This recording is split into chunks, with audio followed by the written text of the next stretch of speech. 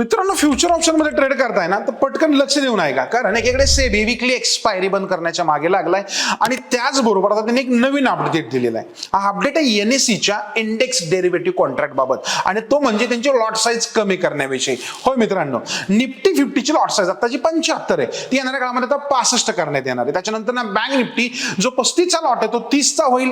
त्याच्यानंतर ना आपण बघतोय फिन निफ्टी तो 65 वरून 60 वर होईल.